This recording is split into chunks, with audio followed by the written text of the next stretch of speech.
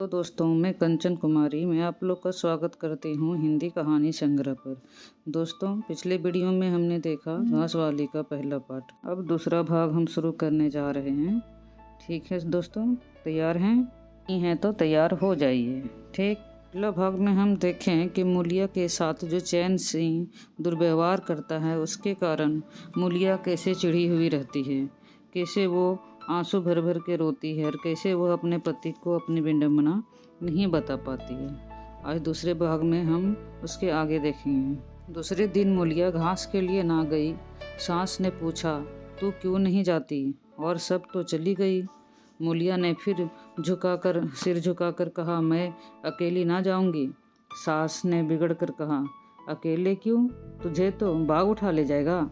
मूलिया ने और भी सिर झुका कर दिया और दबी हुई आवाज़ में बोली, सब मुझे छेड़ते हैं। सास ने डांटा, ना तू औरों के साथ जाएगी ना अकेली जाएगी, तो फिर जाएगी कैसे? यह साफ साफ क्यों नहीं कहती कि मैं ना जाऊंगी? तो यहाँ मेरे घर में रानी बन के निभा ना होगा। किसी का चाम नहीं प्यारा होता, काम प्यारा होता है। तू बड़ी सुंदर है, तू तेरी सुंदरता लेकर चाटूं? उठा झाबा और घास ला। द्वार पर नीम के दरख्ते के साये में महावीर खड़ा घोड़े को मल रहा था। उसने मूलिया को रोनी सूरत बनाए जाते देखा, पर कुछ बोल न सका। उसका बस चलता तो मूलिया को कलेजे में बिठा लेता, आंखों में छिपा लेता, लेकिन घोड़े का पेट भरना तो जरूरी था। घास मोल लेकर खिलाए तो 12 आने रोज से कम न पड़ेंगे। ऐसे मजदूरी की कौन होती है? मुश्किल से 150 रुपये मिलते हैं, वह भी कभी मिले कभी ना मिले। जब से यह सत्यानाशी लारियां चलने लगी है, इक्के वालों की बधिया बैठ गई है। कोई सेंत भी नहीं पूछता। महाजन को 150 रुपये उधार लेकर इक्का और घोड़ा खरीदा था, मगर लारियों के आगे इक्के को कौन पूछता है? महाजन का सूद भी तो ना पहुँच सकता था। मूल का कहना है कि क्या ऊपर न मन से बोला न मन हो, रहने दो, देखी जाएगी। इस दिलजोई से मूलिया निहाल हो गई। बोली, घोड़ा खाएगा क्या? आज उसने कल का रास्ता छोड़ दिया और खेतों की मेड़ों से होती हुई चली। बार बार सतर्क आंखों से इधर उधर ताकती जाते थे।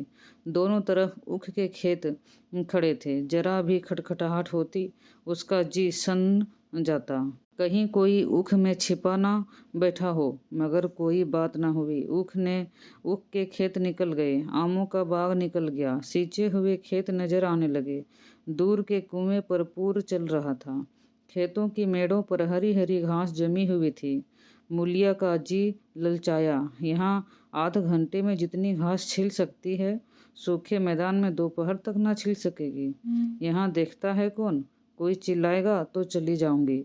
वह बैठकर घास छिलने लगी और 1 घंटे में उसका झाबा आधा से ज़्यादा भर। वह अपने काम में इतनी तन्मय थी कि उसे चैन सिंह के आने की खबर ही न हुई।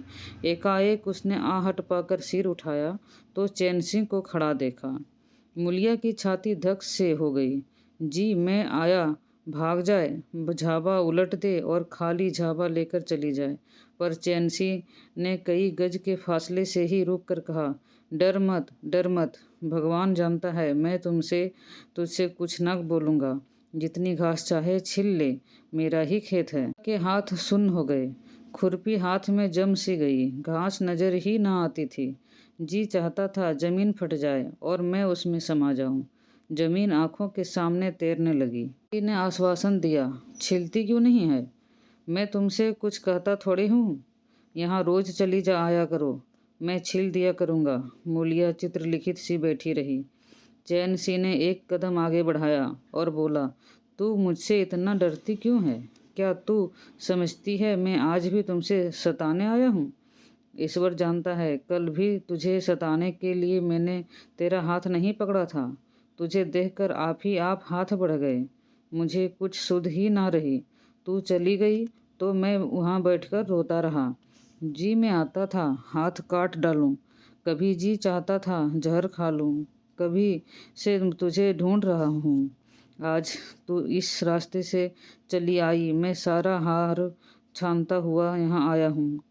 अब सो जरा तेरे जी में आवे दे दे, तो जो भी सजा देना चाहे दे दो। अगर तू मेरा सिर काट ले तो गर्दन ना हिलाऊंगा। मैं सोहदा था, लुच्चा था, लेकिन जब से तुझे देखा है मेरे मन की सारी खोट मिट गई है।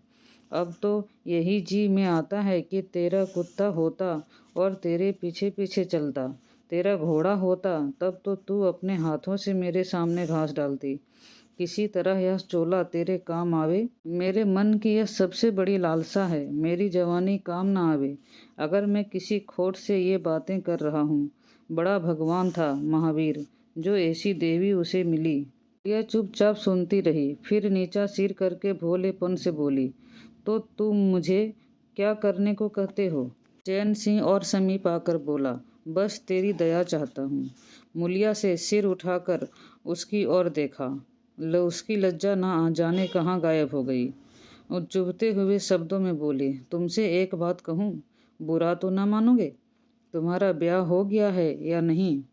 चैन सिंह ने दबी जवान से कहा, ब्याह तो हो गया, लेकिन ब्याह क्या है? खिलवाड़ है। मुलिया के होठों पर अवहेलना की मुस्कुराहट झलक पड़ी। बोली, फिर भी अगर मेरा आदमी तुम्हारी औरत से इसी तरह बातें करता तो तुम्हें कैसा लगता? तुम उसकी गर्दन काटने पर तैयार हो जाते कि नहीं? बोलो, क्या समझते हो कि महावीर चमार है तो उसकी देह में लहू नहीं? उसे लज्जा नहीं है? अपनी मर्यादा का विचार नहीं है? मेरी रूप रंग क्या तुम्हें भाता है? क्या घाट के किनारे मुझसे कहीं सुंदर औरतें नहीं घुमा करती? मैं उनके तलवों की बराबरी भी नहीं कर सकती। तुम उसमें से किसी से क्यों नहीं दया मांगते? क्या उनके पास दया नहीं है? मगर वहाँ तुम न जाओगे, क्योंकि वहाँ जाते तुम्हारी छाती दहलती है।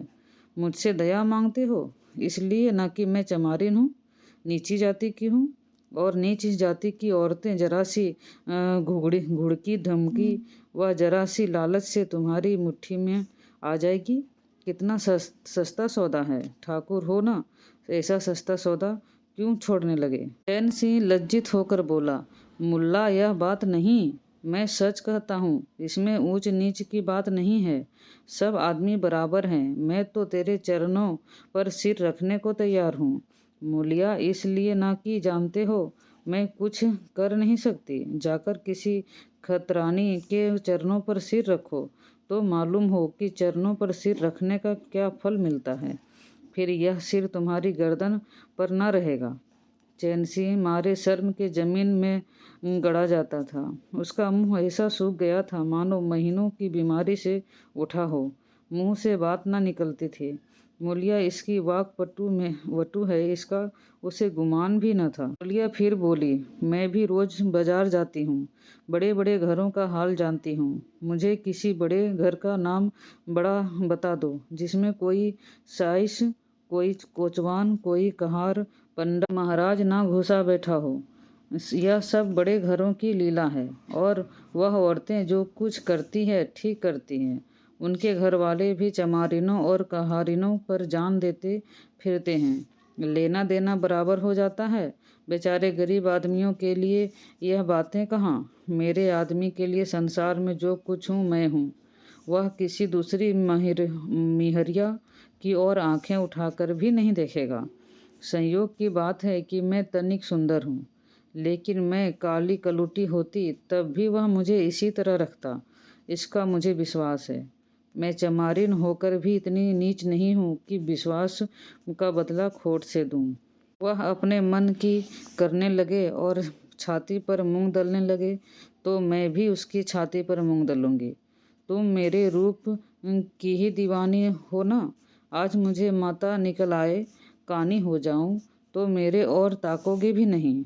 बोलो, झूठ कहती हूँ? मुलिया ने उसी गर्व से भरे हुए स्वर में कहा, लेकिन मेरी एक नहीं, दोनों आंखें फूट जाए तब भी वह मुझसे इसी तरह रखेगा। मुझे उठावेगा, बिठावेगा, खिलावेगा। तुम चाहते हो मैं ऐसे आदमी के साथ कपट करूं? जाओ, अब मुझे कभी ना छेड़ना, नहीं अच्छा नहीं होगा। यह कहानी का दूसरा भाग यहाँ समाप्त होता है।